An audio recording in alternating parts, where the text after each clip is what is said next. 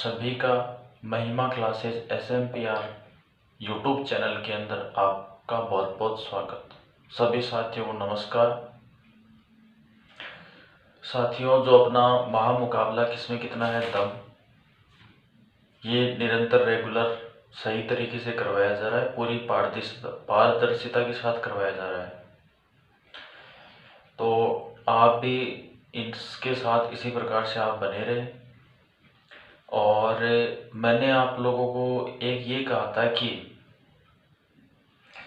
जितने भी स्टूडेंट्स, जैसे मैं 8 बजे क्वेश्चन डालता हूँ, जितने भी स्टूडेंट्स आते हैं क्वेश्चन को देखते हैं, मैंने कहा था कि सब आंसर दो। मैंने 9 बजे तक का टाइम दिया आपको कि आपके पास 8 बजे क्वेश्चन पहुँचता है, तो 9 बजे तक आपको जैसा आता है आप वैसा क्वेश्चन आप दो। लेकिन आप थोड़ा इस बात पे ध्यान नहीं दे रहे, तो मेरा आपसे अनुरोध है कि जितने भी स्टूडेंट्स क्वेश्चन को देखते हैं तो उसको चाहे गलत करो चाहे सही करो, उसका आंसर दो, क्वेश्चन को करो। भाई क्वेश्चन अपने को आता कब नहीं है, क्वेश्चन अपने को तब नहीं आता जब अपन क्वेश्चन करने से पहले ये सोच लें कि ये क्वेश्चन गलत होने वाला है, तो फिर क्वेश्चन नहीं आता।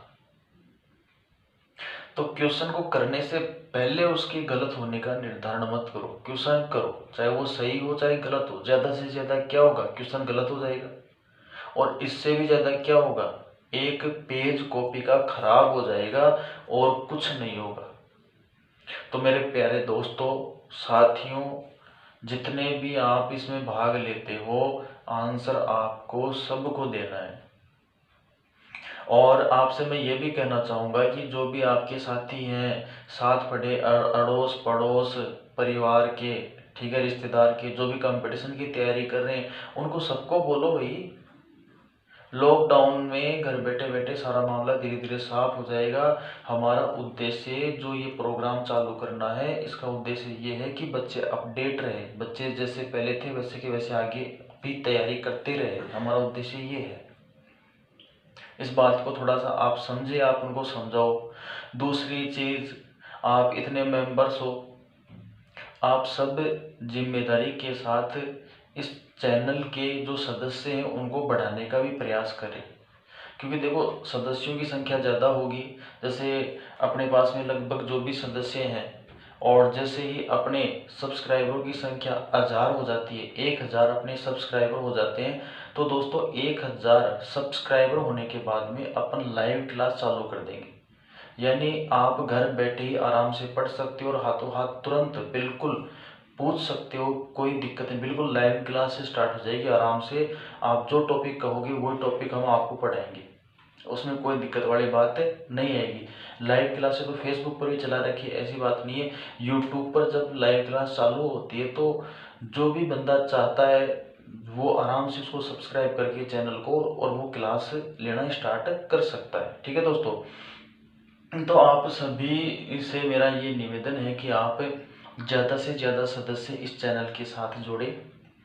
और दूसरी चीज़ देखो, जो ये अपनी महामुकाबला प्रतियोगिता चल रही है, इस महामुकाबला प्रतियोगिता को मैंने 20 दिन बाद में एक बड़ा रूप देने वाला हूँ। मैं अभी आप लोगों को बता देता हूँ, ये तो मैंने अभी शुरुआत की है। शुरुआत में इसके साथ मेंबर जुड़ जाएं और मैंने 20 दिन के अंदर अच्छे खासे इसके संख्या हो जाए, उसके बाद में मैं एक बड़ी प्रतियोगिता का आयोजन करूँगा।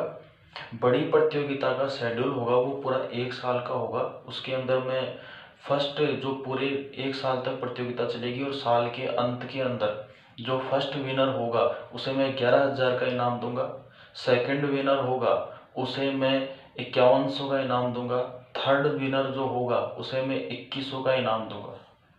तो दोस्तों, इस प्रतियोगिता को मैं बहुत बड़ा रूप देने वाला हूं, तो आप इसे हल्के में मत लीजिए। इसके अंदर मैं काफ़ी सुधार करूंगा, काफ़ी इम्प्रूवमेंट करूंगा, तो इन सारे के सारे स्टूडेंट्स इस प्रतियोगिता के बड़े रूप के अंदर भाग ले सकें। ठीक है, मेरा आपसे अनुरोध है, तो आप मेंबर्स जोड़ो इसके अंदर, जितने हो सकते हैं उतने, ज़्यादा से ज़्यादा पढ़ने वाले सदस्य जोड़ो, ताकि अपनी लाइव क्लास स्टार्ट हो जाए। ठीक है दोस्तों, तो और चलो अपन थोड़ी कुछ कमेंट्स की बात कर लेते हैं। पहला कमेंट अपने पास में अशोक कुमार का है 36।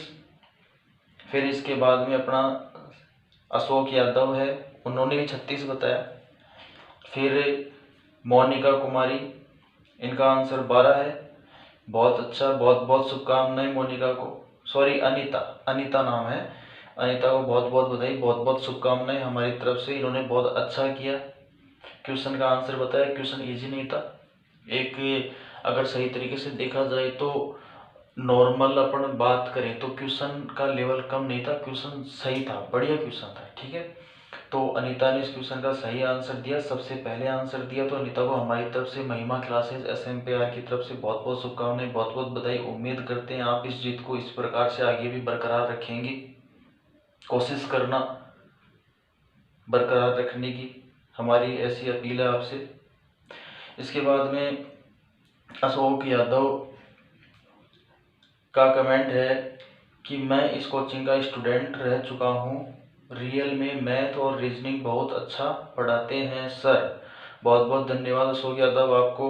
आपने हमारे जो देखो पढ़ाने का तो ऐसा है कि कोशिश करते हैं, हर टीचर कोशिश ही करता है बच्चों को, मैं नहीं कोई भी टीचर हो वो अच्छे से अच्छा पढ़ाने का ही प्रयास करता है। यानी जो मार्कर लेकर के खड़ा हो जाता है वो अच्छे से अच्छा पढ़ाने का ही प्रयास करता है, उसकी कोशिश यही होती है कि वो अपने सामने बैठे हुए बच्चों को अच्छे से अच्छा पढ़ाए।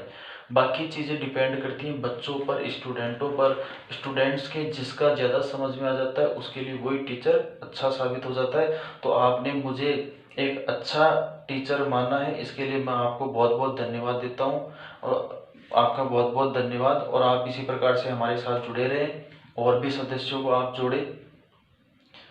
तो ये सारी चीज़ें अपने कमेंट की थी। अशोक कुमार ने 2 कमेंट किए, पहले उनका कमेंट 36 था, उसके बाद में उनका कमेंट 12 आया। तो मैं एक ये बात भी आपको बताना चाहूँगा कि दोस्तों कमेंट एक ही करो, कमेंट एक ही करो, क्योंकि वहाँ पर एग्जाम में अगर आप क्वेश्चन करोगे तो आपको ऐसा नहीं है कि एक बार ये लगा दिया फिर ये लगा दिया, तो वो सिस्टम अपने को पालना नहीं है। कमेंट एक ही करो, चाहे 2 सेकंड 4 सेकंड रुक के करो, कमेंट एक ही करो। तो मैं उम्मीद रखूँगा आगे से कोई भी स्टूडेंट 2 कमेंट नहीं करेगा, एक जो कमेंट कर देगा वही उसका फाइनल कमेंट रहेगा। और अगर वो दूसरा कमेंट करता भी है तो दोस्तों मैं दूसरे कमेंट पर ध्यान भी नहीं दूंगा। हार जीत का जो निर्णय करूंगा मैं हर मेंबर के एक एक कमेंट, जो उसका पहला कमेंट आया हुआ होगा उसी के आधार पर मैं कर दूंगा, ठीक है दोस्तों। दूसरे कमेंट पर मैं ध्यान नहीं दूंगा। आज के हमारे कंपटीशन के अंदर पिंटू शर्मा का कोई आंसर नहीं आया, आंसर बताना चाहिए था, जैसा भी था सही या गलत जो भी था। तो दोस्तों मेरे तो यही कहना है कि आप इस प्रकार से बने रहो, और इसके अंदर और भी अपने मेंबरों को, सदस्यों को जोड़ो, ठीक है दोस्तों। तो चलो अब अपन और एक जो त्रिकोणमिति का चैप्टर है वो मैंने रेगुलर सही तरीके से मेंटेन कर रखा है। आज त्रिकोणमिति का मैं दूसरा वीडियो डाल दूंगा, तो जो जिस स्टूडेंट के त्रिकोणमिति की प्रॉब्लम रहती है वो त्रिकोणमिति के वीडियो को अच्छे तरीके से देखे, और आप उम्मीद करता हूँ आपको समझ में आएगा दोस्तों। चलो अब क्वेश्चन की बात कर लेते हैं। एक समलंबी प्रिज्म के त्रिभुजाकार, देखो प्रिज्म की बात होती है तो पहले प्रिज्म और पिरामिड के अंदर डिफरेंस अपन समझते हैं। देखो पूरा का पूरा टॉपिक मैं आपको पढ़ाऊंगा, लेकिन यहाँ पे मैं आपको सूक्ष्म एक संक्षिप्त शॉर्ट में समझाता हूँ। प्रिज्म क्या है, पिरामिड क्या है। जैसे ये डस्टर देख रहे हो आप दोस्तों, ये डस्टर देखो, ये डस्टर जैसा नीचे है, मतलब इसका जैसे मान लो मैं इस डस्टर को ऐसे खड़ा करता हूँ तो इस डस्टर का नीचे वाला तल है वैसा का वैसा ऊपर वाला तल है। ये है प्रिज्म, ये है आपका प्रिज्म। और मान लो कि इसका जो नीचे वाला तल है वैसा का वैसा ही ऊपर वाला तल नहीं होता, मतलब कि ये ऊंचाई के साथ साथ इस प्रकार से यूं घटता हुआ चला जाता, ठीक है। तो ये कहलाता पिरामिड। जैसे अपने कृष्ण जन्माष्टमी का त्योहार आता है, तो कृष्ण जन्माष्टमी के त्योहार पे क्या होता है कि एक मटकी के अंदर दही वगैरह मक्खन है वो काफी ऊंचाई पर बांधा जाता है। फिर नीचे क्या है कि लोग पिरामिड बनाते हैं, और उस मतलब पिरामिड जैसे नीचे 10 मेंबर इस प्रकार से कंधों पे हाथ रख के खड़े हो गए, उसके ऊपर 9, फिर 8, फिर 7, 6, 5, इस प्रकार से संख्याएं घटती जाती है। तो वो राउंड है वो इस प्रकार से ऊपर जाता है, तो इस प्रकार से सिकुड़ता जाता है, और फिर ऊपर जाकर के एक पॉइंट आ जाता है, यानी एक व्यक्ति आ जाता है। तो ये जो आकृति होती है इसको बोलते हैं पिरामिड, क्लियर। और दूसरी जैसे नीचे है वैसा वैसा सेम ऊपर हो उसको बोलते हैं प्रिज्म। जैसे देखो अपन यहाँ पे बात करते हैं, ये है एक वृत्ताकार तल है और इसका जो ऊपर वाला जो भाग है, जैसे ये आपका ये वृत्ताकार तल है, ऊपर वाला भाग है ये भी आपका वृत्ताकार तल है, तो दोनों सेम है, तो ये दोस्तों प्रिज्म है, क्योंकि जैसे ये है वैसे इसका ऊपर वाला तल है, तो ये क्या है आपका प्रिज्म है। क्लियर। तो यहाँ पे आपको जो एक समलंबी क्वेश्चन बात करते हैं, एक समलंबी प्रिज्म के त्रिभुजाकार आधार का परिमाप दे रखा है 15 सेमी और उस त्रिभुजाकार आधार के अंतःवृत्त की त्रिज्या 3 सेमी। ठीक है। यदि उस प्रिज्म का आयतन 270 सेमी क्यूब मतलब घन सेमी हो तो प्रिज्म की ऊंचाई कितनी होगी, यह सब आपको बताना है। क्लियर है। तो दोस्तों अपने को आयतन दे रखा है, प्रिज्म का क्या दे रखा है, आयतन दे रखा है। ठीक है। और किसी भी प्रिज्म का जो आयतन होता है दोस्तों वो उसके आधार का क्षेत्रफल गुणा उसकी ऊंचाई होता है, ये बात होती है। ठीक है। यानी किसी भी प्रिज्म का जो आयतन है, प्रिज्म का आयतन आधार का क्षेत्रफल गुणा ऊंचाई अपने पास में होती है। क्लियर। अब आपको जो ये क्वेश्चन है इसके अंदर आपको आयतन दे रखा है और ऊंचाई पूछी जा रही है, आधार का क्षेत्रफल आपको जो चीजें दे रखी हैं उससे मिलेगा। यानी एक समलंबी प्रिज्म के त्रिभुजाकार आधार का परिमाप 15 सेमी है और उसके अंतःवृत्त की त्रिज्या 3 है। तो दोस्तों अगर जब आपको त्रिभुज का परिमाप दे दे और अंतःवृत्त की त्रिज्या दे दे तो त्रिभुज का जो क्षेत्रफल होता है वो होता है 1/2 इंटू परिमाप इंटू अंतःवृत्त की त्रिज्या। पी का मतलब परिमाप है यहाँ पर और आर आई का मतलब रेडियस इनिशियल यानी अंतः त्रिज्या, अंतःवृत्त की त्रिज्या। क्लियर। तो देखो 1/2 परिमाप आपको 15, अंतःवृत्त की त्रिज्या कितनी 3, तो ये हो गया साहब 45/2। मात्रक लग जाएगा आगे सेमी स्क्वायर, क्योंकि क्षेत्रफल आएगा, क्षेत्रफल वर्ग मीटर वर्ग सेमी में आता है, सेंटीमीटर स्क्वायर। ठीक है। तो ये हो गया 45/2। क्लियर। अब दोस्तों आयतन की जगह आयतन रख दो, जैसे आपको पता है आयतन बराबर आधार का क्षेत्रफल गुणा ऊंचाई। आयतन कितना है आपका 270, ये लो 270 बराबर आधार का क्षेत्रफल, ये निकाल ही लिया, लिख दीजिए 45/2 गुणा ऊंचाई मान ली h। 45/2 को इधर भेज दो, 270 गुणा 2/45 बराबर h। इसको हल कर लो, ऊंचाई आ गई साहब।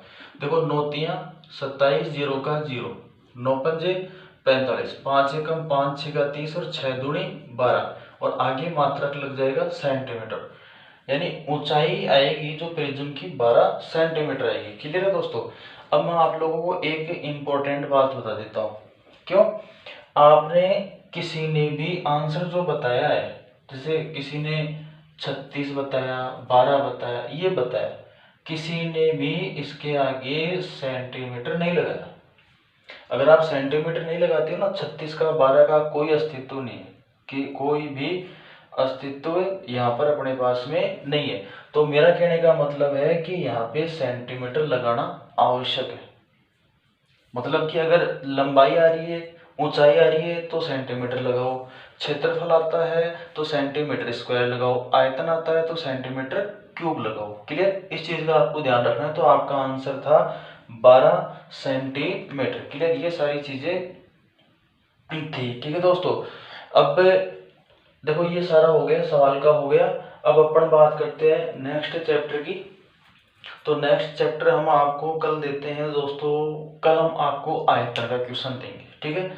आयतन का क्वेश्चन हम कल आपको देंगे। देखो हमने आपको क्षेत्रफल का क्वेश्चन दिया, ज्यामिति का दिया, ठीक है, और आज प्रिज्म पिरामिड का दिया है। कल हम आपको आयतन का क्वेश्चन देंगे, आयतन। ठीक है दोस्तों। तो आयतन की आप प्रश्नावली को सही तरीके से तैयार करें और आराम से बढ़िया मेहनत करके आप इनका करें। क्लियर। और चैनल के ऊपर जो भी अपने नए साथी आ रहे हैं, नए सब्सक्राइबर जो भी जुड़ रहे हैं, ठीक है, उनका सबका मैं अभिवादन करता हूं। चैनल में सभी साथियों का जो नए जुड़े हैं उनका सभी का स्वागत करता हूं। ठीक है। और सबको धन्यवाद देता हूं कि आपने हमें इस काबिल समझा कि हम आपका सहारा बन सकें, आपका साथ दे सकें दोस्तों। तो आप लोग अपना आशीर्वाद इसी प्रकार से बनाए रखें, हमारे साथ जुड़े रहें और हमारी प्रतियोगिता में भाग लेते रहें, हमारे वीडियोज़ को देखें। आप जैसा भी आपको समझ में आता है हमारे वीडियो के बारे में बताएं दोस्तों। इसी प्रकार से आप हमारे साथ बने रहें, चैनल को ज़्यादा से ज़्यादा शेयर करें, वीडियो को लाइक करें। आपका बहुत बहुत धन्यवाद।